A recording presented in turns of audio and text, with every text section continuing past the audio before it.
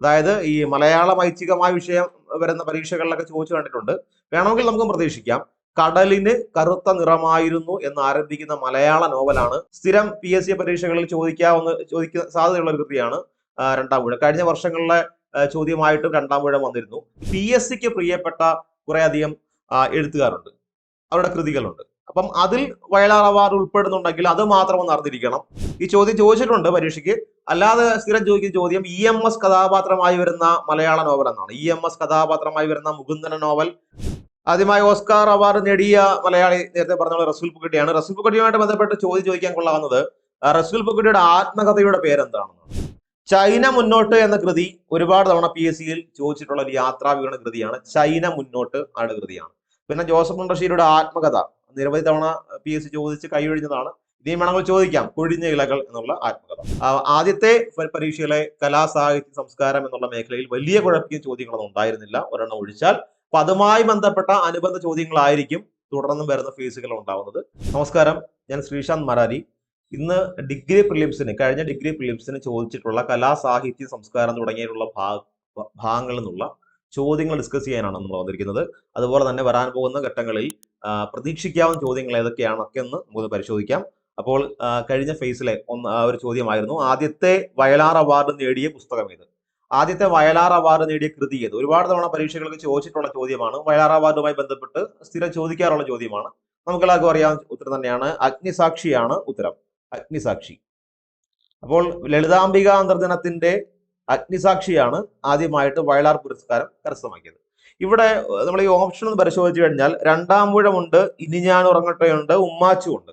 രണ്ടാം ഊഴവും ഇനി ഞാൻ ഉറങ്ങട്ടെയും എന്ന് പറയുന്ന കൃതികൾ, രണ്ടാം ഊഴം MTയുടെ കൃതിയാണ്. സ്ഥിരം PSC പരീക്ഷകളിൽ ചോദിക്കാൻ സാധ്യതയുള്ള ഒരു കൃതിയാണ് രണ്ടാം ഊഴം. കഴിഞ്ഞ വർഷങ്ങളിലെ ചോദ്യമായിട്ടും രണ്ടാം ഊഴം വന്നിരുന്നു. കഴിഞ്ഞ വർഷം ചോദിച്ചിരുന്നത് ഇങ്ങനെ തന്നെയാണ്, MT വാസുദേവൻ നായർക്ക് വയലാർ അവാർഡ് നേടിക്കൊടുത്ത കൃതി ഏത് എന്നുള്ള നിലയിലായിരുന്നു രണ്ടാം ഊഴം ചോദിച്ചത്. രണ്ടാം ഊഴത്തിൽ നിന്നുള്ള മറ്റൊരു ചോദ്യം വരുന്നത് ഭീമൻ കേന്ദ്ര കഥാപാത്രമായി വരുന്ന മലയാള നോവൽ എന്നുള്ള നിലയിൽ, അല്ലെങ്കിൽ MT രചിച്ച നോവൽ എന്ന നിലയിൽ രണ്ടാം ഊഴം വരാറുണ്ട്.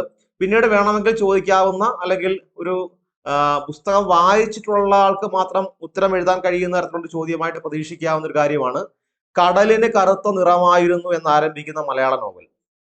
അതായത് ഈ മലയാളം ഐച്ഛികമായ വിഷയം വരുന്ന പരീക്ഷകളിലൊക്കെ ചോദിച്ചു കണ്ടിട്ടുണ്ട്. വേണമെങ്കിൽ നമുക്ക് പ്രതീക്ഷിക്കാം. കടലിന് കറുത്ത നിറമായിരുന്നു എന്ന് ആരംഭിക്കുന്ന മലയാള നോവലാണ് രണ്ടാം ഊഴം എന്ന് പറയുന്നത്. പിന്നെ ഉമ്മാച്ചു, നമുക്കറിയാം, ഉമ്മാച്ചു, സുന്ദരികളും സുന്ദരന്മാരും, നമ്മുടെ ഉറൂബിന്റെ മനോഹരമായിട്ടുള്ള നോവലാണ് ഉമ്മാച്ചു എന്ന് പറയുന്നത്. അതുപോലെ ഇനി ഞാൻ ഉറങ്ങട്ടെ എന്ന് പറയുന്ന നോവൽ. ഇനി ഞാൻ ഉറങ്ങട്ടെ എന്നുള്ള നോവലിന് ഒരു പ്രാധാന്യമുണ്ട്. കാര്യം സ്കൂൾ ടെക്സ്റ്റിൽ കുട്ടികൾക്ക് പഠിക്കാനുണ്ട് ഇനി ഞാൻ ഉറങ്ങട്ടെ. അപ്പൊ പാഠപുസ്തകത്തിലുള്ള ഒരു കൃതി കൂടിയാണ് ഈ ഇനി ഞാൻ ഉറങ്ങട്ടെ. PK ബാലകൃഷ്ണന് വയലാർ അവാർഡ് നേടിക്കൊടുത്ത കൃതിയാണ് ഇനി ഞാൻ ഉറങ്ങട്ടെ എന്നുള്ളത്. അപ്പം ഇത്തരത്തിലുള്ള കാര്യങ്ങൾ നമ്മൾ ഓപ്ഷനിൽ നിന്നുള്ള കുറച്ച് കണ്ടന്റ് കൂടി നമ്മൾ മനസ്സിലാക്കേണ്ടി വരുന്നു. കർണൻ കേന്ദ്ര കഥാപാത്രമായി വരുന്ന മലയാള നോവൽ കൂടിയാണ് ഇനി ഞാൻ ഉറങ്ങട്ടെ. ഇനി വയലാർ അവാർഡിനെ കുറിച്ച് പറയുകയാണെങ്കിൽ 1977 വയലാർ അവാർഡ് നൽകി തുടങ്ങിയത്. ആദ്യ കൃതി എന്ന് പറയുന്നത് നമുക്കറിയാം ലളിതാംബിക അന്തർജനത്തിന്റെ അഗ്നിസാക്ഷിയാണ്. അപ്പൊ 77. അതിനുശേഷം ഇപ്പോഴും വയലാർ അവാർഡ് തുടർച്ചയായി നൽകി വരുന്നുണ്ട്. ഇവിടെ ശ്രദ്ധിക്കേണ്ട ഒരു കാര്യം, നമ്മളെല്ലാം വയലാർ അവാർഡും പഠിച്ചിരിക്കണമെന്നില്ല. എന്നാലും ഏറ്റവും പ്രശസ്തരായിട്ടുള്ള, അല്ലെങ്കിൽ PSCക്ക് പ്രിയപ്പെട്ട കുറേയധികം എഴുത്തുകാരുണ്ട്, അവരുടെ കൃതികളുണ്ട്. അപ്പം അതിൽ വയലാർ അവാർഡ് ഉൾപ്പെടുന്നുണ്ടെങ്കിൽ അത് മാത്രം ഒന്ന് അറിഞ്ഞിരിക്കണം. അപ്പൊ നമുക്ക് നോക്കാം. തകഴിക്ക് വയലാർ അവാർഡ് നേടിക്കൊടുത്ത കൃതിയാണ് കയർ എന്ന് പറയുന്നത്. ക്ലാസിപ്പേർ കടന്നു വരുന്ന, പരമൻ കർത്താവ് കടന്നു വരുന്ന, മലയാളത്തിലെ ഏറ്റവും വലിയ രണ്ടാമത്തെ നോവലായിട്ടുള്ള കയർ, ആലപ്പുഴ ജില്ലയിലെ കയർ തൊഴിലാളികളുടെ ജീവിതം പറയുന്ന, കർഷകരുടെ ജീവിതം പറയുന്ന നോവലാണ് കയർ. അപ്പൊ കയറിന് വയലാർ അവാർഡ് കിട്ടിയിട്ടുണ്ട്. അത് തകഴിയുടെ കൃതിയാണ്. അടുത്തത് ONVയുടെ ഉപ്പ് എന്ന കൃതിക്കാണ്. അക്ഷരവും അഗ്നിശലഭങ്ങളും ഒക്കെ നമുക്കറിയാം കേരള സാഹിത്യ അക്കാദമി അവാർഡും കേന്ദ്ര സാഹിത്യ അക്കാദമി അവാർഡും ഒക്കെ ONVക്ക് നേടിക്കൊടുത്തപ്പോൾ ONVക്ക് വയലാർ അവാർഡ് നേടിക്കൊടുത്ത കൃതിയാണ് ഉപ്പ് എന്നുള്ളത്. പരീക്ഷയ്ക്ക് ചോദിച്ചിട്ടുള്ളതാണ്. സുഗതകുമാരിക്ക് വയലാർ അവാർഡ് നേടിക്കൊടുത്ത കൃതിയാണ് അമ്പലമണികൾ എന്ന് പറയുന്നത് കേട്ടോ. അമ്പലമണികൾ. OV വിജയന് വയലാർ അവാർഡ് നേടിക്കൊടുത്ത നോവലാണ് ഗുരുസാഗരം എന്ന നോവൽ. ഗുരുസാഗരം. അപ്പം തകഴി കയറ്, ONV എന്ന് പറയുന്നത് ഉപ്പ്, അതുപോലെ സുഗതകുമാരിയുടെ അമ്പലമണികൾ, OV വിജയന്റെ ഗുരുസാഗരം. പെരുമ്പടവം ശ്രീധരന് വയലാർ അവാർഡ് നേടിക്കൊടുത്ത കൃതിയാണ് ഒരു സങ്കീർത്തനം പോലെ. പ്രശസ്തനായ റഷ്യൻ നോവലിസ്റ്റ് ദസ്തേവ്സ്കിയുടെയും അന്നയുടെയും കഥ പറയുന്ന മനോഹരമായ നോവൽ അതാണ് പെരുമ്പടവത്തിന്റെ ഒരു സങ്കീർത്തനം പോലെ. ഒരു സങ്കീർത്തനം പോലെ എന്ന നോവലിന് പ്രാധാന്യമുണ്ട്. സ്കൂൾ ടെക്സ്റ്റിൽ കുട്ടികൾക്ക് പഠിക്കാനുള്ള നോവലാണത്. ആത്മാവിന്റെ വെളിപാടുകൾ എന്ന പേരിൽ 10ാം ക്ലാസ്സിലെ കുട്ടികൾക്ക് ഒരു സങ്കീർത്തനം പോലെ എന്ന നോവലിന്റെ ചെറിയൊരു ഭാഗം പഠിക്കാനുണ്ട്. അപ്പം പെരുമ്പടവത്തിന് വയലാർ അവാർഡ് മാത്രമല്ല നിരവധി പുരസ്കാരങ്ങൾ നേടിക്കൊടുത്ത ഒരു കൃതി കൂടിയാണ് ഒരു സങ്കീർത്തനം പോലെ. റഷ്യൻ സർക്കാർ അദ്ദേഹത്തെ അതിഥിയായി ആ നാട്ടിലേക്ക് ക്ഷണിക്കുകയും ആദരിക്കുകയൊക്കെ ചെയ്തിരുന്നു. ദസ്തേവ്സ്കിയുടെ ഈ ജീവിതം ഇത്ര മനോഹരമായി ഒരു നോവലാക്കിയതിൽ. അടുത്തത് എം മുകുന്ദന് വയലാർ അവാർഡ് നേടിക്കൊടുത്ത കൃതിയാണ് കേശവന്റെ വിലാപങ്ങൾ. കേശവന്റെ വിലാപങ്ങളുമായി ബന്ധപ്പെട്ട് ഈ ചോദ്യം ചോദിച്ചിട്ടുണ്ട് പരീക്ഷയ്ക്ക്. അല്ലാതെ സ്ഥിരം ചോദിക്കുന്ന ചോദ്യം EMS കഥാപാത്രമായി വരുന്ന മലയാള നോവൽ എന്നാണ്. EMS കഥാപാത്രമായി വരുന്ന മുകുന്ദന നോവൽ അല്ലെങ്കിൽ EMS കഥാപാത്രമായി വരുന്ന മലയാള നോവൽ എന്നൊക്കെ ചോദിച്ചു കഴിഞ്ഞാൽ അത് കേശവന്റെ വിലാപങ്ങളാണ്. KR മീരയ്ക്ക് വയലാർ അവാർഡ് നേടിക്കൊടുത്ത കൃതിയാണ് ആരാച്ചാർ. ചേതന കൃത മല്ലിക് എന്ന് പറയുന്ന ഒരു യുവതി ആരാച്ചാർ പണിക്ക് പോകുന്നതും കുടുംബത്തിന്റെ ദാരിദ്ര്യം മാറ്റുവാൻ അല്ലെങ്കിൽ കുടുംബത്തിന്റെ അതിജീവനത്തിനായി ആരാച്ചാർ എന്ന തന്റെ കുലത്തൊഴിൽ ഏറ്റെടുക്കുന്നതും തുടർന്നുണ്ടാകുന്ന സംഭവവികാസങ്ങളും ഒക്കെയാണ് KR മീരയുടെ ആരാച്ചാർ എന്ന നോവലിൽ പരാമർശിക്കുന്നത്. KR മീരയ്ക്ക് വയലാർ അവാർഡ് നേടിക്കൊടുത്ത കൃതിയാണ് ആരാച്ചാർ. സുഭാഷ് ചന്ദ്രന്റെ മനുഷ്യനൊരാമുഖം. സുഭാഷ് ചന്ദ്രന് വയലാർ അവാർഡ് നേടിക്കൊടുത്ത കൃതിയാണ് മനുഷ്യനൊരാമുഖം. കേരള കേന്ദ്ര സാഹിത്യ അക്കാദമി അവാർഡും ഇത് കൂടാതെ ഈ മനുഷ്യനൊരാമുഖം എന്ന കൃതിക്ക് ലഭിച്ചിട്ടുണ്ട്. ജിതേന്ദ്രനാണ് ഇതിലെ പ്രധാനപ്പെട്ട നായകൻ. ജിതേന്ദ്രൻ തച്ചനക്കര എന്ന് പറയുന്ന ഗ്രാമത്തിലാണ് ജിതേന്ദ്രൻ ജനിക്കുന്നത്. ആ നോവൽ ആരംഭിക്കുന്നത് തന്നെ ജിതേന്ദ്രന്റെ മരണത്തോടു കൂടിയാണ്. അത് വളരെ രസകരമായ ആസ്വാദ്യമായ നമ്മളെ പലപ്പോഴും സംഘർഷത്തിലേക്കും സന്തോഷത്തിലേക്കും സമ്മിശ്രമായ വികാരങ്ങളിലേക്ക് കൂട്ടിക്കൊണ്ടുപോകുന്ന ഒരു നോവലാണ് സുഭാഷ് ചന്ദ്രന്റെ മനുഷ്യനൊരാമുഖം. ആ നായകന്റെ പേര് മറക്കണ്ട, ചോദിക്കാൻ സാധ്യതയുണ്ട്. ജിതേന്ദ്രൻ കേട്ടോ, ജിതേന്ദ്രന്റെ ഗ്രാമം ഏതാണെന്ന് ചോദിച്ചാൽ തച്ചനക്കര എന്നതാണ് ഗ്രാമം. ഓക്കെ. അടുത്തത് VJ ജെയിംസിന്റെ നിരീശ്വരൻ. നിരീശ്വരൻ എന്ന നോവലിന് വയലാർ അവാർഡ് കിട്ടിയിട്ടുണ്ട്. നിരീശ്വരൻ എന്ന നോവൽ 3 സുഹൃത്തുക്കൾ തീരുമാനിക്കുന്നു. അവര് നിരീശ്വരവാദികളാണ്, അവർക്കൊരു ഈശ്വരൻ വേണമെന്ന്. അങ്ങനെ അവർ 3 സുഹൃത്തുക്കളും ഒരു ഈശ്വരനെ നിർമ്മിക്കുകയാണ്. അങ്ങനെ വളരെ കൗതുകവും രസകരമായിട്ടുള്ള സംഭവങ്ങളുള്ള ഒരു നോവലാണ് നിരീശ്വരൻ എന്ന് പറയുന്നത്. ആന്റണിയുടെയും ഭാസ്കരന്റെയും സഹീറിന്റെയും കഥ പറയുന്ന ആ ടീമിന് പറയുന്ന പേര് തന്നെ ആഭാസ ടീം എന്ന. ആന്റണിയുടെ ആ, ഭാസ്കരന്റെ ഭ, സഹീറിന്റെ സ, ആഭാസ ടീം. അപ്പം അവരുടെ കഥ പറയുന്ന നോവലാണ് VJ ജെയിംസിന്റെ നിരീശ്വരൻ. ഓക്കെ. അടുത്ത ചോദ്യം നോക്കിയേ. ഓസ്കാർ നേടിയ ആദ്യ മലയാളി ആരാണ്? ഒരു സംശയം വേണ്ട, നമുക്കറിയാം, റസൂൽ പൂക്കട്ടിയാണ് അല്ലെ. Satyajit Ray, PJ Antony, MT Vasudevan Nair. സത്യജിത് റേയുടെ ഏറ്റവും പ്രസിദ്ധമായിട്ടുള്ള സിനിമയാണ് പതേർ പാഞ്ചാലി എന്ന് പറയുന്നത് അല്ലെ. ഒരു ബംഗാളി അല്ലെങ്കിൽ ഇന്ത്യൻ സിനിമയെ ലോക സിനിമയുടെ നെറുകയിലെത്തിച്ച ഒരു സംവിധായകനാണ് പതേർ പാഞ്ചാലിയുടെ സംവിധായകനായിട്ടുള്ള സത്യജിത് റേ എന്ന് പറയുന്നത്. പിന്നെ PJ ആന്റണി എന്ന് പറയുന്നത് മലയാളത്തിലേക്ക് ആദ്യമായി ഏറ്റവും മികച്ച നടനുള്ള ദേശീയ പുരസ്കാരം നിർമാല്യം എന്ന സിനിമയിലൂടെ, MT സംവിധാനം ചെയ്ത നിർമാല്യം എന്ന സിനിമയിലെ വെളിച്ചപ്പാടിന്റെ കഥാപാത്രത്തിലൂടെ മലയാളത്തിലേക്ക് ആദ്യമായി ഏറ്റവും മികച്ച നടനുള്ള ദേശീയ പുരസ്കാരം കൊണ്ടുവന്ന നാടകകൃത്തും നാടകകാരനും അഭിനേതാവും സംവിധായകനുമൊക്കെയാണ് PJ ആന്റണി എന്ന് പറയുന്നത്. PJ ആന്റണി, എന്റെ നാടക സ്മരണകളൊക്കെ ഇതിന്റെ കൃതിയാണ് PJ ആന്റണി. ഓക്കെ. പിന്നീട് MT വാസുദേവൻ നായർ, മലയാള സിനിമാ ചരിത്രത്തിലെ ഏറ്റവും മികച്ച തിരക്കഥാകൃത്ത് എന്ന് നമുക്ക് വിശേഷിപ്പിക്കാൻ കഴിയുന്ന, നിരവധി തവണ ദേശീയ തലത്തിലും സംസ്ഥാന തലത്തിലും പുരസ്കാരങ്ങൾ ഏറ്റുവാങ്ങിയ മലയാളത്തിന്റെ സ്വന്തം എഴുത്തുകാരൻ, തിരക്കഥാകൃത്ത്, സംവിധായകൻ, ചെറുകഥാകൃത്ത്, അങ്ങനെ നാനാഭാഗങ്ങളിലും നാനാ മേഖലകളിലും കഴിവ് തെളിയിച്ചിട്ടുള്ള വ്യക്തിയാണ് MT വാസുദേവൻ നായർ. അടുത്തത് ഓസ്കാറും മലയാള സിനിമയും തമ്മിലുള്ള ഒരു കണക്ഷൻ. ഓസ്കാർ സംബന്ധമുള്ള ചോദ്യം വന്നത്, അതുകൊണ്ട് നമ്മൾ ഓസ്കാറും മലയാള സിനിമയും തമ്മിൽ എന്ത് ബന്ധമാണുള്ളത്? നമുക്ക് ഓസ്കാർ എന്ന് പറയുന്ന ആ ഒരു മേഖലയിലേക്ക് വളരെയധികം ഒരു പ്രാതിനിധ്യം കൊണ്ടുവരാൻ സാധിച്ചിട്ടില്ല. എന്നാൽ പോലും ഈ അടുത്ത കാലത്തായിട്ട് നമ്മൾ വളരെയധികം മുന്നേറിക്കൊണ്ടിരിക്കുകയാണ്. സാങ്കേതികമായിട്ടുള്ള നിലയിലാണെങ്കിലും അക്കാദമിക് പരമായിട്ടുള്ള നിലയിലാണെങ്കിലും, സിനിമയിൽ അക്കാദമിക് പരമായിട്ടുള്ള നിലയിലാണെങ്കിലും നമ്മൾ മുന്നേറിക്കൊണ്ടിരിക്കുകയാണ്. ഓസ്കാറും മലയാള സിനിമയും. ആദ്യമായി ഓസ്കാർ നോമിനേഷൻ ലഭിച്ച മലയാള സിനിമ ഏതാണെന്ന് ചോദിച്ചാൽ രാജീവ് അഞ്ചലിന്റെ ഗുരു എന്ന് പറയുന്ന സിനിമയാണ്. ഗുരു അല്ലെ, നമ്മുടെ നാട്ടിൽ അല്ലെങ്കിൽ നമ്മുടെ രാജ്യത്തെ തന്നെ അഭിമാനമായിട്ടുള്ള ജടായു ശില്പം, ആ ശില്പത്തിന്റെ ശില്പി കൂടിയാണ്, പക്ഷിശില്പത്തിന്റെ ശില്പി കൂടിയാണ് രാജീവ് അഞ്ചൽ എന്ന് പറയുന്നത്. അപ്പൊ അദ്ദേഹത്തിന്റെ സിനിമയാണ് ഗുരു എന്ന് പറയുന്ന സിനിമ. ആ ഗുരു എന്ന സിനിമയാണ് മലയാളത്തിൽ നിന്ന് ആദ്യമായി ഓസ്കാർ നോമിനേഷൻ ലഭിച്ച സിനിമ. അടുത്തത് അവസാനമായി മലയാളത്തിൽ നിന്ന്, അതായത് ഈ അടുത്ത കാലത്തായി മലയാളത്തിൽ നിന്ന് ഓസ്കാർ നോമിനേഷൻ ലഭിച്ച സിനിമയാണ് 2018. നമ്മുടെ 2018 നമ്മുടെ നാട്ടിലുണ്ടായ പ്രളയത്തെ അടിസ്ഥാനപ്പെടുത്തി ജൂഡ് ആന്റണി സംവിധാനം ചെയ്ത സിനിമയാണ് 2018 എന്നുള്ളത്. അതാണ് അവസാനമായിട്ട് ലേറ്റസ്റ്റ് ആയിട്ട് ഓസ്കാർ നോമിനേഷന് വേണ്ടി തിരഞ്ഞെടുക്കപ്പെട്ട സിനിമ. ഇനി മറ്റു സിനിമകൾ, 2 സിനിമകൾ കൂടിയുണ്ട്. ആദാമിന്റെ മകൻ അബു സലീം അഹമ്മദ് സംവിധാനം ചെയ്ത, സലീം കുമാറിന് ദേശീയ പുരസ്കാരം, മികച്ച നടനുള്ള ദേശീയ പുരസ്കാരം നേടിക്കൊടുത്ത സിനിമയാണ് ആദാമിന്റെ മകൻ അബു. സലീം അഹമ്മദ് ആണ് സംവിധായകൻ. അതും ഇതുപോലെ തന്നെ ഓസ്കാർ നോമിനേഷൻ ലഭിച്ചിട്ടുണ്ട്. പിന്നീട് ജല്ലിക്കെട്ട്, ലിജോ ജോസ് പെല്ലിശ്ശേരിയുടെ ജല്ലിക്കെട്ട് എന്ന് പറയുന്ന സിനിമ, ആ സിനിമയും ഓസ്കാർ നോമിനേഷൻ ലഭിച്ച മലയാള സിനിമയാണ്. ആദ്യമായി ഓസ്കാർ അവാർഡ് നേടിയ മലയാളി നേരത്തെ പറഞ്ഞ റസൂൽ പൂക്കുട്ടിയാണ്. റസൂൽ പൂക്കുട്ടിയുമായിട്ട് ബന്ധപ്പെട്ട് ചോദിക്കാൻ കൊള്ളാവുന്നത് റസൂൽ പൂക്കുട്ടിയുടെ ആത്മകഥയുടെ പേരെന്താണെന്നാണ്. ശബ്ദ താരാപഥം. കേട്ടോ, ശബ്ദ താരാപഥമാണ് റസൂൽ പൂക്കുട്ടിയുടെ ആത്മകഥയുടെ പേര്. അടുത്തത് കാട്ടുകുതിര എന്ന സിനിമയുടെ തിരക്കഥാകൃത്ത് ആരാണ്? കാട്ടുകുതിര തകഴി ശിവശങ്കരപിള്ള, PC കുട്ടിക്കൃഷ്ണൻ, SL പുരം സദാനന്ദൻ, രാമു കാര്യാട്ട്. ഇതാണ് ഓപ്ഷൻ. ഉത്തരം SL പുരം സദാനന്ദനാണ്. തകഴിയും PC കുട്ടിക്കൃഷ്ണന്റെയും തകഴിയുടെ കൃതികൾ മലയാള സിനിമയുടെ ഭാഗമായി വന്നിട്ടുണ്ട്, മലയാള സിനിമയായിട്ടുണ്ട്. പക്ഷെ തിരക്കഥാകൃത്ത് എന്നുള്ള നിലയിൽ അവരാരും വലിയ നിലയിൽ ശോഭിച്ചിട്ടുള്ള ആൾക്കാരൊന്നുമല്ല.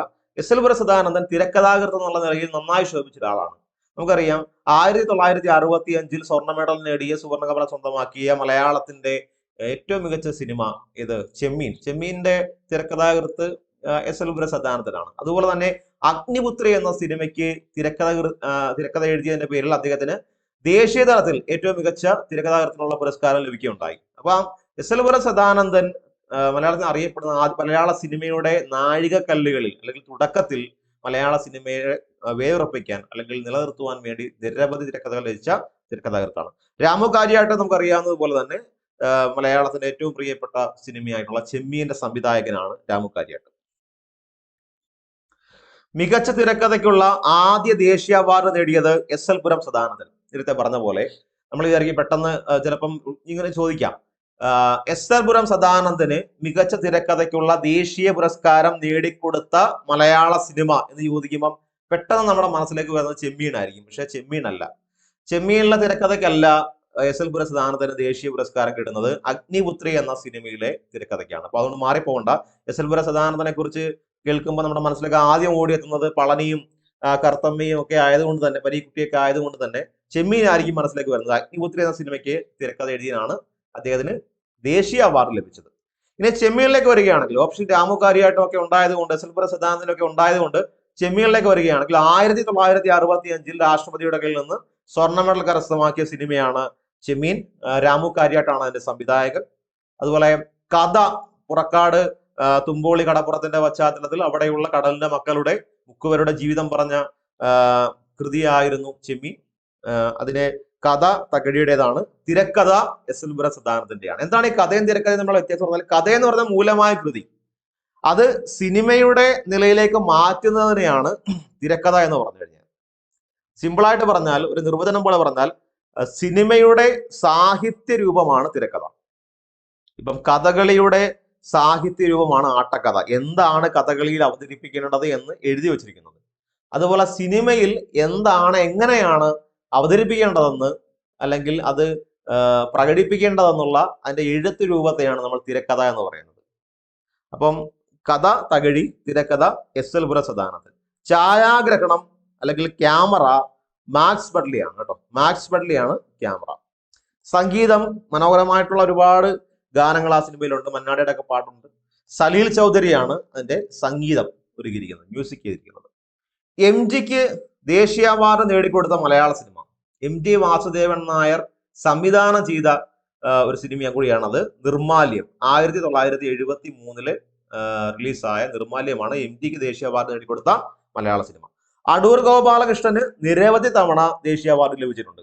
അടൂരിന് നമുക്കറിയാം, മലയാള സിനിമ എന്ന് പറയുന്ന മലയാള സിനിമയെ ലോകത്തിന്റെ വിവിധ ഭാഗങ്ങളിൽ, വിവിധ ചലച്ചിത്രോത്സവങ്ങളിലൂടെ ആണെങ്കിലും ഫെസ്റ്റിവലുകളുടെ ആണെങ്കിലും മറ്റ് ഫെസ്റ്റിവലുകളുടെ ആണെങ്കിലും എല്ലാം ലോക സിനിമയിൽ നമുക്ക് എടുത്തു കാണിക്കാൻ കഴിയുന്ന ഒരു പ്രതിഭാശാലിയാണ് അടൂർ ഗോപാലകൃഷ്ണൻ എന്ന് പറയുന്നത്. അത്തരത്തിലുള്ള ക്ലാസിക് ചിത്രങ്ങളാണ് നമ്മൾ അവാർഡ് സിനിമകൾ എന്ന് പറയുന്നത്, അല്ലെങ്കിൽ മറ്റൊരു തരത്തിലേക്ക് സിനിമയെ കൂട്ടിക്കൊണ്ടുപോയിട്ടുള്ള ഒരു സംവിധായകനാണ് അടൂർ ഗോപാലകൃഷ്ണൻ. നമ്മൾ കാണുന്നതിനും കേൾക്കുന്നതിനൊക്കെ അപ്പുറമുള്ള ഒരു തലത്തിലൂടെ സിനിമയെ കൂട്ടിക്കൊണ്ടുപോയ വ്യക്തിയാണ് അടൂർ ഗോപാലകൃഷ്ണൻ. അപ്പൊ അടൂർ ഗോപാലകൃഷ്ണൻ ആദ്യമായി നിരവധി തവണ ദേശീയ പുരസ്കാരങ്ങൾ ലഭിച്ചിട്ടുണ്ടെങ്കിലും അടൂർ ഗോപാലകൃഷ്ണന് ആദ്യമായി ദേശീയ അവാർഡ് ലഭിക്കുന്നത് സ്വയംവരം എന്ന ചിത്രത്തിലൂടെയാണ്. 1972 അത് സംഭവിക്കുന്നത്. അപ്പൊ MGക്ക് നിർമ്മാല്യത്തിലൂടെ 73-ലും അടൂർ ഗോപാലകൃഷ്ണന് 72-ൽ അതിനു മുൻപ് തന്നെ സ്വയംവരത്തിലൂടെയും ദേശീയ പുരസ്കാരം ലഭിച്ചിട്ടുണ്ട്. ഇനി മറ്റൊരു ചോദ്യമായിരുന്നു, ജി ശങ്കരക്കുറുപ്പിന്റെ ഓടക്കുഴലിന് ആമുഖം എഴുതിയത് ആരാണ്? ഓടക്കുഴൽ എന്ന കൃതി നമുക്കറിയാം, ജി ശങ്കരക്കുറുപ്പിന് ജ്ഞാനപീഠം നേടിക്കൊടുത്ത കൃതിയാണ് ഓടക്കുഴൽ എന്ന് പറയുന്നത്. അപ്പൊ അതിന് ആമുഖം എഴുതിയത്, ആ കൃതിക്ക് ആമുഖം എഴുതിയത് ആരാണെന്നാണ് ചോദ്യം. നല്ലൊരു ചോദ്യമാണ്. അത് പെട്ടെന്നൊന്നും നമുക്ക് എഴുതാൻ പറ്റുന്ന ഒരു ചോദ്യമല്ല. കുറച്ചുകൂടി കാര്യമായിട്ട് ആ കൃതിയെയും അല്ലെങ്കിൽ ആ എഴുത്തുകാരനെയൊക്കെ അറിയാവുന്ന ഒരാൾക്ക് മാത്രമേ അത് എഴുതാൻ പറ്റൂ, അല്ലെങ്കിൽ അത് വായിച്ചിട്ടുള്ള ഒരാൾക്ക് മാത്രമേ എഴുതാൻ പറ്റൂ. Option S Guptan Nair, Joseph Mundassery, M Leelavathi, Sukumar Azhikode. ഈ ഓപ്ഷൻ പ്രത്യേകം പറഞ്ഞാൽ 4 പേര് മലയാള സാഹിത്യത്തിലെ അറിയപ്പെടുന്ന സാഹിത്യ വിമർശകരാണ്, നിരൂപകരാണ്. അപ്പം മലയാളത്തിൽ അറിയപ്പെടുന്ന 4 വിമർശകരുടെ, നിരൂപകരുടെ പേരാണ് ഈ ഓപ്ഷനകത്തുള്ളത്. ഒന്ന് S Guptan Nair, Joseph Mundassery, M Leelavathi, Sukumar Azhikode. മലയാളത്തിലെ വിമർശനത്രയം എന്ന് പറഞ്ഞ നമുക്കൊരു പ്രയോഗമുണ്ട്. നമ്മൾ ആധുനിക കവിത്രയം, പ്രാചീന കവിത്രയം എന്നൊക്കെ പറയുന്ന പോലെ മലയാളത്തിലൊരു വിമർശനത്രയമുണ്ട്. ആ വിമർശനത്രയത്തിൽ പെടുന്നത് എം ബി പോൾ, അതുപോലെ തന്നെ ജോസഫ് മുണ്ടശ്ശേരി, കുട്ടിക്കൃഷ്ണമാരാർ. ഇവര് 3 പേരുമാണ് മലയാളത്തിലെ വിമർശനത്രയം എന്ന് പറയുന്നത്. നമ്മൾ പറയാം എം ബി പോൾ, ജോസഫ് മുണ്ടശ്ശേരി, കുട്ടിക്കൃഷ്ണമാരാർ. ഇവിടെ ആ ഘടകത്തിൽപ്പെടുന്ന ജോസഫ് മുണ്ടശ്ശേരി മാത്രമേ ഉള്ളൂ. നമുക്ക് ഇതിന്റെ ഉത്തരത്തിലേക്ക് പോവാം. ജി ശങ്കരക്കുറുപ്പിന്റെ ഓടക്കുഴലിന് ആമുഖം എഴുതിയത് എസ് ഗുപ്തൻ നായരാണ് കേട്ടോ. എസ് ഗുപ്തൻ നായരാണ് ജി ശങ്കരക്കുറുപ്പിന്റെ ഓടക്കുഴൽ എന്ന കൃതിക്ക് ആമുഖം എഴുതിയത്. ഇനി ബാക്കിയുള്ള ആൾക്കാരെയും എസ് ഗുപ്തൻ നായരുടെ പ്രധാനപ്പെട്ട കൃതികൾ ഒന്ന് പരിശോധിക്കാം. എസ് ഗുപ്തൻ നായരുടെ കൃതികളാണ് ഇസങ്ങൾക്കപ്പുറം. ചോദിക്കാൻ കൊള്ളാവുന്ന ഒരു കൃതിയുമാണ്, അല്ലെങ്കിൽ പലതവണ ചോദിച്ചിട്ടുമുണ്ട്. ഇസങ്ങൾക്കപ്പുറം എന്ന കൃതി. അതുപോലെ സൃഷ്ടിയും സ്രഷ്ടാവാണ് കേട്ടോ, സൃഷ്ടിയും സ്രഷ്ടാവും. ഓക്കെ. അസ്ഥിയുടെ പൂക്കൾ, അതുപോലെ ആത്മകഥയാണ് മനസാ സ്മരാമി കേട്ടോ, അത് ചോദിച്ചിട്ടുണ്ട്. ഗുപ്തൻ നായരുടെ ആത്മകഥ പലപ്പോഴും ചോദിച്ചിട്ടുണ്ട്, മനസാ സ്മരാമി. ഇവിടെ ഗുപ്തൻ നായരുടെ കൃതികൾ ഇത്രയും മാത്രമല്ല, പരീക്ഷകളിൽ ചോദിച്ചിട്ടുള്ള കൃതികൾ മാത്രമാണ്. എല്ലാം കൂടെ വാരി വലിച്ച് നമ്മൾ പഠിക്കേണ്ടതില്ല. അതുകൊണ്ടാണ് പരീക്ഷകളിൽ ചോദിച്ചിട്ടുള്ള കൃതി മാത്രം ഉൾപ്പെടുത്തിയിരിക്കുന്നത്. ഇസങ്ങൾക്കപ്പുറം, സൃഷ്ടിയും സ്രഷ്ടാവും, അസ്ഥിയുടെ പൂക്കൾ, അതുപോലെ ഗുപ്തൻ നായരുടെ ആത്മകഥ ചോദിക്കാൻ കൊള്ളാവുന്നതാണ്. ഒരുപാട് തവണ ചോദിച്ചിട്ടുള്ള ചോദ്യമാണ് മനസാ സ്മരാമി. ഇനി മറ്റൊരു ഓപ്ഷൻ ആയിട്ടുള്ള ജോസഫ് മുണ്ടശ്ശേരിയുടെ കൃതി കുട്ടികൾക്ക് പഠിക്കാനുണ്ട്. അതുകൊണ്ട് തന്നെ അദ്ദേഹത്തിന്റെ മറ്റു കൃതികൾ നമ്മുടെ ആദ്യത്തെ വിദ്യാഭ്യാസ മന്ത്രിയും അധ്യാപകനും നമ്മുടെ മലയാളത്തിൽ അറിയപ്പെടുന്ന നിരൂപകനും വിമർശകനും ഒക്കെയാണ് അദ്ദേഹം. അപ്പൊ അതുകൊണ്ട് തന്നെ അദ്ദേഹത്തിന്റെ കൃതികൾക്കും പ്രാധാന്യമുണ്ട്. കാവ്യപീഠിക, മാറ്റൊലി, കരിന്തിരി, രൂപഭദ്രത എന്നിവയാണ് പ്രധാനപ്പെട്ട കൃതികൾ. ഇത്രയല്ല, ഇനിയുണ്ട്. അപ്പം ഈ രൂപഭദ്രത എന്ന കൃതിക്കും കാവ്യപീഠിക എന്ന കൃതിയും ഒന്ന് നോട്ട് ചെയ്തിട്ട് കേട്ടോ. കാവ്യപീഠികയും രൂപഭദ്രതയും. അതുപോലെ യാത്രാവിവരണം, ജോസഫ് മുണ്ടശ്ശേരിയുടെ യാത്രാവിവരണം ഒരുപാട് തവണ ചോദിച്ചിട്ടുണ്ട്. ഒറ്റ നോട്ടത്തിൽ, അതുപോലെ തന്നെ ചൈന മുന്നോട്ട് എന്ന കൃതി ഒരുപാട് തവണ PSCയിൽ ചോദിച്ചിട്ടുള്ള ഒരു യാത്രാവിവരണ കൃതിയാണ്. ചൈന മുന്നോട്ട് ആട് കൃതിയാണ്. പിന്നെ ജോസഫ് മുണ്ടശ്ശേരിയുടെ ആത്മകഥ നിരവധി തവണ PSC ചോദിച്ച് കൈയൊഴിഞ്ഞതാണ്. ഇനിയും വേണമെങ്കിൽ ചോദിക്കാം, കൊഴിഞ്ഞ ഇലകൾ എന്നുള്ള ആത്മകഥ. അപ്പൊ ഈ ചൈന മുന്നോട്ട്, കൊഴിഞ്ഞ ഇലകൾ, രൂപഭദ്രത, കാവ്യപീഠിക ജോസഫ് മുണ്ടശ്ശേരിയിൽ നിന്ന് നമുക്ക് പ്രതീക്ഷിക്കാവുന്ന ചോദ്യങ്ങളാണ്. അതുപോലെ എസ് ഗുപ്തൻ നായരുടെ മനസാ സ്മരാമി എന്നുള്ള നിലയിലുള്ള ആത്മകഥയും നമ്മളൊന്ന് പരിഗണിക്കേണ്ടതുണ്ട്. നെക്സ്റ്റ് എം ലീലാവതി, മലയാളത്തിൽ അറിയപ്പെടുന്ന രൂപയാണ്, വിമർശകയാണ് എം ലീലാവതി. അപ്പുവിന്റെ അന്വേഷണം, ലീലാവതിക്ക് വയലാർ അവാർഡ് നേടിക്കൊടുത്ത കൃതിയാണ് അപ്പുവിന്റെ അന്വേഷണം. കൂടാതെ നിരവധി പുരസ്കാരങ്ങൾ നേടിക്കൊടുത്ത കൃതിയാണ് അപ്പുവിന്റെ അന്വേഷണം. ഉണ്ണിക്കുട്ടന്റെ ലോകം, മലയാള കവിതാ സാഹിത്യ ചരിത്രം, അമൃതമശ്നുതേ, ഈ മലയാള കവിതാ സാഹിത്യ ചരിത്രം കേട്ടോ, അതായത് മലയാള കവിതയുടെ സാഹിത്യ ചരിത്രമാണ്, ഒരു വലിയ കൃതിയാണ് ലീലാവതിയുടെ മലയാള കവിതാ സാഹിത്യ ഒരു പഠന ഗ്രന്ഥമാണ്. അതുപോലെ അപ്പുവിന്റെ അന്വേഷണം ഒരുപാട് തവണ PSCയിൽ ചോദിച്ചിട്ടുള്ള ചോദ്യമാണ്. രണ്ടിനെയും ചോദിക്കാം. അപ്പുവിന്റെ അന്വേഷണം ആരുടെ കൃതിയാണെന്ന് ചോദിക്കാം. അപ്പുവിന്റെ അന്വേഷണം എന്ന സാഹിത്യ സൃഷ്ടി ഏത് ഗണത്തിൽ പെടുന്നു, അല്ലെങ്കിൽ ഏത് വിഭാഗത്തിൽ പെടുന്നു എന്ന് ചോദിക്കാം. ഇപ്പൊ അപ്പുവിന്റെ അന്വേഷണം എന്ന് പറയുമ്പോൾ നമുക്ക് ചിലപ്പം ഒരു കഥയുടെയോ ബാലസാഹിത്യത്തിന്റെയൊക്കെ പേര് പോലെ നമുക്ക് ചിലപ്പോൾ തോന്നിയേക്കാം. പക്ഷെ അതൊരു നിരൂപണ കൃതിയാണ്, പഠനകൃതിയാണ്. പഠനം നിരൂപണം എന്ന മേഖലയിൽ ഉൾപ്പെടുന്ന കൃതിയാണ് ഏത്? അപ്പുവിന്റെ അന്വേഷണം. കേട്ടോ, ഒരു പഠന നിരൂപണ കൃതിയാണ് അപ്പുവിന്റെ അന്വേഷണം. അല്ലാതെ ഒരു കഥയുടെയോ ബാലസാഹിത്യത്തിന്റെയോ ഒന്നും പേരല്ല. അമൃതമഷ്ണുതയും പ്രാധാന്യമുള്ള കൃതിയാണ്. അവിടെ സുകുമാർ അഴീക്കോട് മലയാളത്തിന്റെ പ്രസിദ്ധനായ വാഗ്മിയാണ്, എഴുത്തുകാരനാണ്. മലയാള സാഹിത്യ വിമർശനം, തത്വമസി. പണ്ട് സ്ഥിരം ചോദിക്കുന്ന ഒരു ചോദ്യമായിരുന്നു തത്വമസി എന്ന് പറയുന്നത്. തത് ത്വം അസി, അത് നീ ആകുന്നു. തത്വമസി. തത്വമസി എന്നുള്ള കൃതിയുടെ കർത്താവാണ് സുകുമാർ അഴീക്കോട്. അതുപോലെ ഗുരുവിന്റെ ദുഃഖം ചോദിക്കാൻ ഏറെ സാധ്യതയുള്ള ചോദ്യമാണ്, കൃതിയാണ് ഗുരുവിന്റെ ദുഃഖം. കേട്ടോ, ജി ശങ്കരക്കുറുപ്പ് വിമർശിക്കപ്പെടുന്നു. ആശാന്റെ സീതാകാവ്യം. ജി ശങ്കരക്കുറുപ്പ് വിമർശിക്കപ്പെടുന്നു. ആശാന്റെ സീതാകാവ്യമൊക്കെ നിങ്ങൾ ഓർത്ത് വെച്ചില്ലെങ്കിലും ഈ രണ്ട് കൃതിയെങ്കിലും ഓർത്ത് വയ്ക്കണം, തത്വമസിയും ഗുരുവിന്റെ ദുഃഖവും. കേട്ടോ, ഏറെ പ്രാധാന്യമുള്ളതാണ് തത്വമസി, ഗുരുവിന്റെ ദുഃഖം. രചയിതാവ് സുകുമാർ അഴീക്കോട്. ഇനി മറ്റൊരു ചോദ്യമാണ്, കുമാരനാശാൻ അന്തരിച്ച വർഷം 1924. 1924 കുമാരനാശാൻ റെഡിമർ ബോട്ടപകടത്തിൽ, പള്ളിനാട്ടിലെ റെഡിമീർ ബോട്ടപകടത്തിൽ അന്തരിക്കുന്നത്. ഒരുപാട് ആളുകളുമായിട്ട് പോയ ഒരു ബോട്ടായിരുന്നു. ആശാൻ കഴിഞ്ഞ ദിവസത്തെ കുറെ പരിപാടികൾ കാരണം ക്ഷീണിതനായിരുന്നു. അദ്ദേഹം മയങ്ങി. നന്നായിട്ട് നീന്തൽ അറിയാവുന്ന ഒരാളായിരുന്നു കുമാരനാശാൻ. അതുകൊണ്ട് തന്നെ അദ്ദേഹം രക്ഷപ്പെടാനുള്ള സാധ്യതയും കൂടുതലായിരുന്നു. പക്ഷെ അദ്ദേഹം ഉറങ്ങുകയും അദ്ദേഹം ഇരുന്ന ഭാഗം പൂർണ്ണമായിട്ട് മുങ്ങി പോവുകയുമാണ് ചെയ്തത്. അങ്ങനെയാണ് അദ്ദേഹം അന്തരിക്കുന്നത്. ഒരു അകാല മരണം തന്നെയായിരുന്നു. ഒരു മധ്യവയസ് പ്രായത്തിലാണ് അദ്ദേഹം മരിക്കുന്നത്. കുമാരനാശാന്റെ മലയാളത്തിലെ ആധുനിക കവിത്രയത്തിൽ ആശാൻ ഉള്ളൂർ വളർത്തം എന്നാണ് അറിയപ്പെടുന്നത്. ഇല്ലേ, മലയാളത്തിൽ ദിവ്യ ഗോകുലം എന്നും നവോത്ഥാനത്തിന്റെ കവി എന്നൊക്കെ, വിപ്ലവ കവി എന്നൊക്കെ നമ്മൾ പലപ്പോഴും വിശേഷിപ്പിക്കാറാണ് കുമാരനാശാൻ. കുമാരനാശാന്റെ വീണപൂവാണ് മലയാളത്തിലെ ആദ്യത്തെ ലക്ഷണമൊത്ത ഖണ്ഡകാവ്യം. ഞാൻ പറഞ്ഞ ആ പോയിന്റ് ഒന്ന് ശ്രദ്ധിക്കണം, ലക്ഷണമൊത്ത ഖണ്ഡകാവ്യം. കേട്ടോ, ലക്ഷണമൊത്ത ഖണ്ഡകാവ്യം.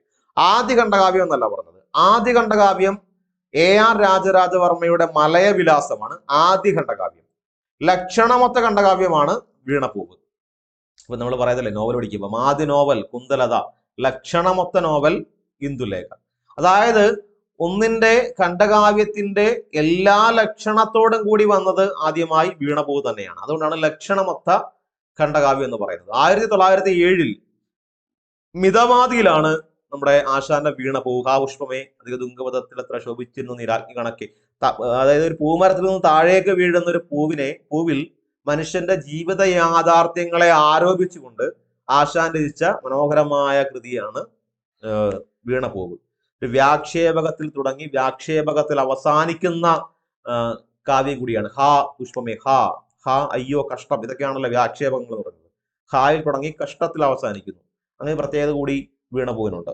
ഓക്കെ, ഇപ്പൊ 1907 മിതവാദിയിൽ പ്രസിദ്ധീകരിക്കപ്പെട്ടു മലയാളത്തിലെ ആദ്യത്തെ ലക്ഷണമൊത്ത ഖണ്ഡകാവ്യം. ഇനി മറ്റു പ്രധാനപ്പെട്ട ഖണ്ഡകാവ്യങ്ങൾ. നളിനി. 10ാം ക്ലാസ്സിലെ കുട്ടികൾക്ക് പഠിക്കാനുണ്ട്. നളിനിയിലെ ഏറ്റവും പ്രസിദ്ധമായിട്ടുള്ള ഒരു വരിയാണ് അന്യജീവനുതകി സ്വജീവിതം ധന്യമാക്കും അമലെ വിവേകികൾ എന്ന് പറയുന്ന ഒരു വരി. തന്നതില്ല പറനുള്ളു കാട്ടുവാൻ ഒന്നുമേ നരൻ ഉപായം ഈശ്വരൻ വന്നു പോകും പിഴയും അർത്ഥശങ്കയാൽ എന്ന് പറഞ്ഞുകൊണ്ട് മറ്റൊരു കൃതി. ഇന്ന് ഭാഷ അപൂർണം ഇന്നുഹോ വന്നു പോകും പിഴയും അർത്ഥശങ്കയാൽ, നളിനി ദിവാകരനോട് പറയുന്ന ഭാഗമാണ്. അപ്പൊ അതൊക്കെ കുട്ടികൾക്ക് പഠിക്കാനുണ്ട് ഈ നളിനി എന്ന കൃതി. നളിനി എന്ന കൃതിയിൽ നിന്ന് ചോദിക്കാൻ കൊള്ളാവുന്ന മറ്റൊരു ചോദ്യമാണ് ഒരു സ്നേഹം എന്ന് കൂടി പേരുള്ള ആശാന കൃതി. അതാണ് നളിനി. മറ്റു കൃതിയാണ് ലീല. പിന്നെ കരുണ. കുമാരനാശാൻ അവസാനമായി രചിച്ച ഖണ്ഡകാവ്യമാണ് കരുണ. കേട്ടോ, കുമാരനാശാൻ അവസാനമായി രചിച്ച ഖണ്ഡകാവ്യം ഏതാണെന്ന് ചോദിച്ചാൽ കരുണയാണ്. കരുണയിൽ നിന്ന് ചോദിക്കാൻ പറ്റുന്ന മറ്റൊരു ചോദ്യമാണ് വഞ്ചിപ്പാട്ട് വൃത്തത്തിൽ, അധോന്നത വൃത്തത്തിൽ ആശാൻ രചിച്ച കൃതി കൂടിയാണ് കരുണ. കേട്ടോ, വഞ്ചിപ്പാട്ട് വൃത്തത്തിൽ ആശാൻ രചിച്ച ഖണ്ഡകാവ്യമാണ് കരുണ. അവസാനമായി രചിച്ച ഖണ്ഡകാവ്യം ഏതാണെന്ന് ചോദിച്ചാലും കരുണയാണ്. ദുരവസ്ഥ. മലബാർ കലാപത്തിന്റെ പശ്ചാത്തലത്തിൽ ആശാൻ രചിച്ച കൃതിയാണ് ദുരവസ്ഥ എന്ന് പറയും. സാവിത്രിയും ചാത്തനും കടന്നു വരുന്ന ദുരവസ്ഥ. ദുരവസ്ഥയിലെ വരികൾ നമുക്കെല്ലാവർക്കും അറിയാം. മാറ്റുവിൻ ചട്ടങ്ങളെ സ്വയമല്ലെങ്കിൽ മാറ്റുമതുകളി നിങ്ങളെത്താൻ എന്ന് പറയുന്നത്. നമ്മുടെ മേലിൽ അടിച്ചേൽപ്പിച്ചിരിക്കുന്ന ചട്ടങ്ങൾ മാറ്റിയില്ലെങ്കിൽ ആ ചട്ടങ്ങൾ നാളെ നമ്മളെ തന്നെ മാറ്റിക്കളയും എന്നാണ് പറയുന്നത്. ചണ്ടാല ഭിക്ഷുകി. ജാതീയതയ്ക്കും വർണ്ണവിവേചനത്തിനുമെതിരെ ആശാൻ ആഞ്ഞടിച്ച കൃതിയാണ് ചണ്ടാല ഭിക്ഷുകി എന്ന് പറയുന്നത്. ജാതി ചോദിക്കുന്നില്ല ഞാൻ സോദരി ചോദിക്കുന്ന നീർനാവ് വരണ്ടൊക്കെ എന്നുള്ളത് ഒരു ആനന്ദ ഭിക്ഷു എന്ന് പറയുന്ന ഒരു ബുദ്ധഭിക്ഷുവും മാതങ്കി എന്ന് പറയുന്ന ഒരു ചണ്ടാല സ്ത്രീ തമ്മിലുള്ള സംഭാഷണത്തിന്റെയും സ്നേഹത്തിന്റെയും ഒക്കെ ഇഷ്ടത്തിന്റെയും ഒക്കെ കഥ പറയുന്ന ചണ്ടാല ഭിക്ഷു. ചിന്താവിഷ്ടയായ സീത, ആശാന സീത കുറച്ച് പ്രതികരിക്കുന്ന സീതയാണ്.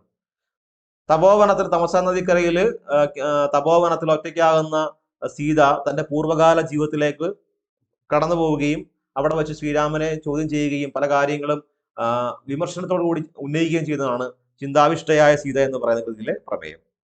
പ്രരോദനം PSCക്ക് ഒരുപാട് ഇഷ്ടപ്പെട്ട കൃതിയാണ് പ്രരോദനം. തന്റെ സാഹിത്യത്തിലെ ഗുരുവായ ആശാന്റെ സാഹിത്യത്തിലെ ഗുരുവാണ് AR രാജരാജവർമ്മ. അദ്ദേഹത്തിന്റെ വിയോഗത്തെ തുടർന്ന് ആശാൻ രചിച്ച വിലാപകാവ്യം അല്ലെങ്കിൽ ഖണ്ഡകാവ്യം അതാണ് പ്രരോദനം. AR രാജരാജവർമ്മയുടെ വിയോഗത്തെ തുടർന്ന് ആശാൻ രചിച്ച ഖണ്ഡകാവ്യമാണ് പ്രരോദനം. അടുത്ത ഒരു സിംഹപ്രസവം എന്ന് പറയുന്ന മറ്റൊരു ഖണ്ഡകാവ്യം. കാഞ്ചന സീത എന്ന സിനിമയുടെ സംവിധായകൻ ആരാണ്? നമുക്കറിയാം G. അരവിന്ദൻ. G. അരവിന്ദനാണ് കാഞ്ചന സീത എന്ന സിനിമയുടെ സംവിധായകൻ. G. അരവിന്ദൻ, അടൂർ ഗോപാലകൃഷ്ണൻ, P. പത്മരാജൻ, ഭരതൻ. ഇത് മലയാള സിനിമയുടെ സുവർണ കാലഘട്ടത്തിന്റെ മലയാള സിനിമയുടെ എക്കാലത്തെയും ക്ലാസിക് ചലച്ചിത്രങ്ങളുടെ സംവിധായകരാണ് ഈ 4 പേര്.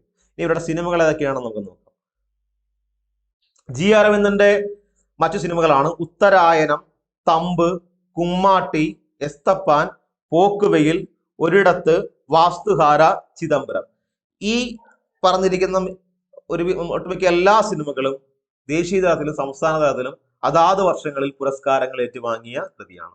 ഓക്കെ, അപ്പം ഉത്തരായനം, തമ്പ്, കുമ്മാട്ടി, എസ്തപ്പാൻ, പോക്കുവെയിൽ, ഒരിടത്ത്, വാസ്തുഹാര, ചിദംബരം.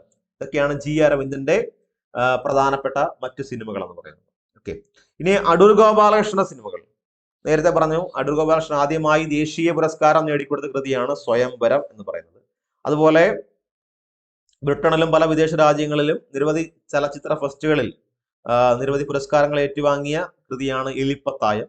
കൊടിയേറ്റം എന്ന് പറയുന്ന സിനിമ നമുക്കറിയാം ഭരത് ഗോപിക്ക് മികച്ച നടനുള്ള ദേശീയ പുരസ്കാരം നേടിക്കൊടുത്ത കൊടിയേറ്റം എന്ന സിനിമ, അനന്തരം എന്ന സിനിമ, മതിലുകൾ എന്ന സിനിമ, മതിലുകൾ, വിധേയൻ, ഈ 2 സിനിമകളും നമുക്കറിയാം മമ്മൂട്ടിക്ക് ദേശീയ പുരസ്കാരം ലഭിക്കുവാൻ കാരണമായിട്ടുള്ള ചലച്ചിത്രങ്ങളാണ് മതിലുകളും വിധേയൻ എന്ന് പറയുന്നത്. മതിലുകൾ ബഷീറിന്റെ കഥയാണെങ്കിൽ വിധേയൻ എന്ന് പറയുന്നത് സക്കറിയയുടെ ഭാസ്കര പട്ടേലരും എന്റെ ജീവിതം എന്ന് പറയുന്ന ഒരു കഥയെ ആസ്പദമാക്കി അടൂർ ഗോപാലകൃഷ്ണൻ സംവിധാനം ചെയ്തതാണ് വിധേയൻ എന്ന് പറയുന്നത്. പിന്നെ നിഴൽക്കുത്ത് എന്ന് പറയുന്ന മറ്റൊരു സിനിമ. പി പത്മരാജൻ, ഭരതൻ. നമ്മൾ സിനിമകൾ കാണുമ്പോഴൊക്കെ പറയാറുണ്ട് അല്ലേ, പത്മരാജന്റെയും ഭരതന്റെയും സുവർണ കാലഘട്ടത്തെക്കുറിച്ച്, മലയാള സിനിമയുടെ സുവർണ കാലഘട്ടത്തെക്കുറിച്ച്, മനുഷ്യന്റെ ചോദനകളെ അല്ലെങ്കിൽ വികാരങ്ങളെ അവന്റെ യാഥാർത്ഥ്യമായിട്ടുള്ള ജീവിത പശ്ചാത്തലത്തേക്ക് അതേപടി പെട്ടെന്ന് നമുക്ക് ഒരു ആസ്വാദകന് സമരസപ്പെടുന്ന രീതി അവതരിപ്പിക്കുന്ന പ്രത്യേക തരത്തിലുള്ള ഒരു സിനിമ അവതരണ രീതിയായിരുന്നു പത്മരാജന്റെയും ഭരതന്റെയും എന്നൊക്കെ പറയുന്നത്.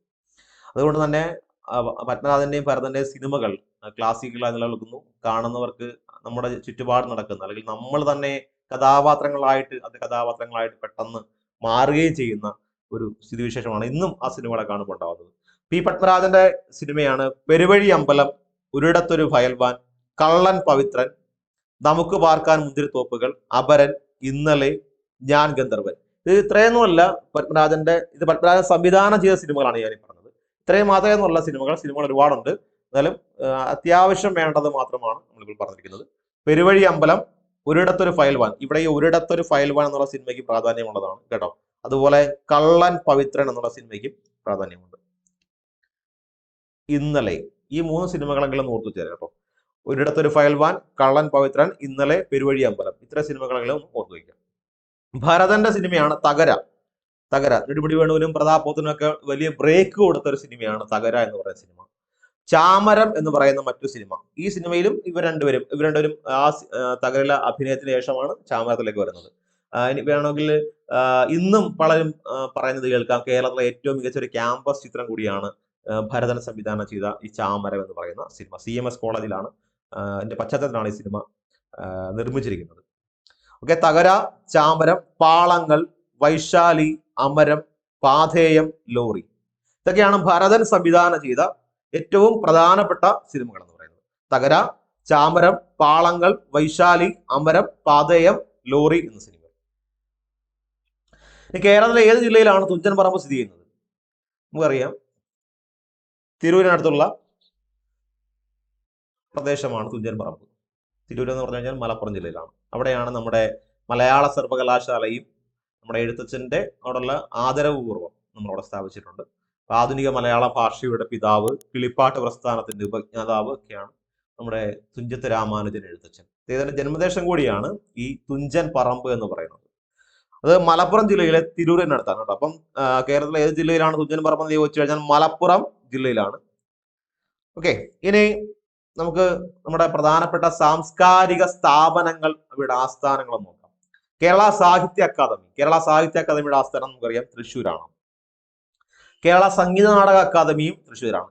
ഈ ഒരു നിരവധി സാംസ്കാരിക സ്ഥാപനങ്ങളൊക്കെ നിലനിൽക്കുന്ന ഒരു സാംസ്കാരിക പശ്ചാത്തലം ഉണ്ടായതുകൊണ്ടാണ് നമ്മുടെ സാംസ്കാരിക നഗരമായി, ജില്ലയായി തൃശ്ശൂരിനെ നമ്മൾ മാനിക്കുന്നത്. ഓക്കെ, അപ്പൊ കേരള സാഹിത്യ അക്കാദമി നിലനിൽക്കുന്നത് തൃശ്ശൂരാണ്. കേരള സംഗീത നാടക അക്കാദമിയും തൃശ്ശൂരാണ്. കേരള ലളിതകലാ അക്കാദമിയും തൃശ്ശൂരിലെ ചെമ്പൂക്കാവിലാണ്. കേരള ഫോക്ലോർ അക്കാദമിയിലേക്ക് വരുമ്പോൾ ശ്രദ്ധിക്കണം, കണ്ണൂരിലെ ചിറക്കലാണ്. അപ്പൊ സാഹിത്യം, സംഗീതം, ലളിതകല ഇത് മൂന്നും തൃശ്ശൂർ തന്നെയാണ്. ഫോക്ലോർ അക്കാദമി നമുക്കറിയാം, ഫോക്ലോറിന്റെ ഒരു ഈറ്റില്ലം തന്നെയാണ് ഈ മലബാർ മേഖല അല്ലെങ്കിൽ കണ്ണൂർ മേഖല എന്ന് പറയുന്നത്. തെയ്യത്തിന്റെയും തിറയുടെയൊക്കെ നാടാണ് കണ്ണൂര്. അപ്പൊ അതുകൊണ്ട് തന്നെ കേരള ഫോക്ലോർ അക്കാദമി നിലനിൽക്കുന്നത് കണ്ണൂരിലെ ചിറക്കലാണ്. കേരള ഭാഷാ ഇൻസ്റ്റിറ്റ്യൂട്ട് 1968 സ്ഥാപിതമായ NV കൃഷ്ണവാര്യർ ആദ്യമായി ഡയറക്ടർ ആയിരുന്ന സ്ഥാപനമാണ് കേരള ഭാഷാ ഇൻസ്റ്റിറ്റ്യൂട്ട്. അത് തിരുവനന്തപുരം ജില്ലയിലെ നളന്തയിൽ സ്ഥിതി ചെയ്യുന്നു. അത് തിരുവനന്തപുരത്താണ് സ്ഥിതി ചെയ്യുന്നത്. കേരള കലാമണ്ഡലം തൃശ്ശൂരിലെ ചെറുതുരുത്തിയിലാണ് കേട്ടോ. കേരള കലാമണ്ഡലം ഇത് കൽപ്പിത സർവകലാശാലയാണ്. അത് തൃശ്ശൂരിലെ ചെറുതുരുത്തിയിൽ സ്ഥിതി ചെയ്യുന്നു. മാർഗി എന്ന് പറഞ്ഞു കഴിഞ്ഞാൽ കഥകളി, കൂടിയാട്ടം, കൂത്ത് തുടങ്ങിയിട്ടുള്ള നിരവധി കലാരൂപങ്ങളെ പ്രോത്സാഹിപ്പിക്കാൻ വേണ്ടി തുടങ്ങിയിട്ടുള്ള ഒരു സ്ഥാപനമാണ്, സാംസ്കാരിക സ്ഥാപനമാണ് മാർഗി എന്ന് പറയുന്നത്. മാർഗിയുടെ ആസ്ഥാനം എവിടെയാണെന്ന് ചോദിച്ചു കഴിഞ്ഞാൽ തിരുവനന്തപുരത്താണ്. ഗുരു ഗോപിനാഥ് നടനഗ്രാമം. കേരള നടനത്തിനൊക്കെ വലിയ പ്രാധാന്യം കൊടുത്തുകൊണ്ട് അല്ലെങ്കിൽ അതിനെ ചിട്ടപ്പെടുത്തിയ ആളാണ് ഗുരു ഗോപിനാഥ് എന്ന് പറയുന്നത്. അദ്ദേഹത്തിന്റെ ഗുരു ഗോപിനാഥ് നടനഗ്രാമം എന്ന് പറയുന്ന പ്രസ്ഥാനം നിലനിൽക്കുന്നത് തിരുവനന്തപുരം വട്ടിയൂർക്കാവിലാണ്. ഓക്കെ, ഇപ്പൊ കേരള ഭാഷാ ഇൻസ്റ്റിറ്റ്യൂട്ട് നളന്ദ തിരുവനന്തപുരം, കേരള കലാമണ്ഡലം തൃശ്ശൂർ ചെറുതുരുത്തി, മാർഗി തിരുവനന്തപുരം, ഗുരു ഗോപിനാഥ് നടനഗ്രാമം തിരുവനന്തപുരത്തെ വട്ടിയൂർക്കാവിൽ. അപ്പോൾ ഫസ്റ്റ് ഫേസിലെ വലിയ പ്രയാസമുള്ള ചോദ്യങ്ങളൊന്നും ഉണ്ടായിരുന്നില്ല. ഒരു ചോദ്യം പ്രയാസമായിട്ടുണ്ടായിരുന്നു. അത് നമ്മുടെ ജി ശങ്കര ഗ്രൂപ്പിന്റെ ഓടക്കുഴലിന് ആമുഖം എഴുതിയത് ആര് എന്നുള്ള ചോദ്യം ഒഴിച്ചു നിർത്തി കഴിഞ്ഞാൽ ബാക്കിയെല്ലാം വളരെ ലളിതമായിട്ടുള്ള ചോദ്യങ്ങളായിരുന്നു. അപ്പൊ ജി ശങ്കര ഗ്രൂപ്പിന്റെ ഓടക്കുഴലിന് ആമുഖം എഴുതിയത് ആര് എന്നുള്ള ചോദ്യം വന്നത് നിങ്ങളുടെ സിലബസിൽ നിന്ന് തന്നെയാണ്. അത് സംശയം എന്നുള്ള കാര്യമില്ല. ജ്ഞാനപീഠം നേടിയ മലയാളികളും അനുബന്ധ വസ്തുതകളും എന്ന് പറഞ്ഞ ടോപ്പിക്ക് നിങ്ങൾക്ക് പഠിക്കാനുണ്ട്. അതിന്റെ അടിസ്ഥാനത്തിലാണ് ജി ശങ്കരക്കുറുപ്പിന് ജ്ഞാനപീഠം നേടിക്കൊടുത്ത ഓടക്കുഴലിൽ നിന്ന് ഒരു ചോദ്യം വന്നത്. മനസ്സിലായോ? അപ്പൊ അതുകൊണ്ട് സിലബസിൽ നിന്ന് തന്നെയാണ് ചോദിക്കുന്നത്. അതുകൊണ്ട് നമ്മൾ നമ്മുടെ റാങ്ക് ഫയലുള്ള കാര്യങ്ങൾ ജസ്റ്റ് ഒന്ന് വായിച്ച് പോകാതെ ജസ്റ്റ് ഒരു അന്വേഷണം, ഒരു റിസർച്ച് സ്വഭാവം പലപ്പോഴും നമ്മൾ നടത്തുന്നത് നന്നായിരിക്കും. അപ്പം ആദ്യത്തെ പരീക്ഷയിലെ കലാ, സാഹിത്യ, സംസ്കാരം എന്നുള്ള മേഖലയിൽ വലിയ കുഴപ്പവും ചോദ്യങ്ങളൊന്നും ഉണ്ടായിരുന്നില്ല, ഒരെണ്ണം ഒഴിച്ചാൽ. അപ്പൊ അതുമായി ബന്ധപ്പെട്ട അനുബന്ധ ചോദ്യങ്ങളായിരിക്കും തുടർന്നും വരുന്ന ഫേസുകൾ ഉണ്ടാവുന്നത്. അപ്പോൾ ഇന്ന് പറഞ്ഞ ക്ലാസ്സിലെ ഏതെങ്കിലും വസ്തുക്കളൊക്കെ നിങ്ങളുടെ വരാൻ പോകുന്ന പരീക്ഷകളിൽ നിങ്ങൾക്ക് പ്രയോജനപ്പെട്ടു എന്ന് ആത്മാർത്ഥമായിട്ട് ആശംസിക്കുന്നു. താങ്ക്സ്.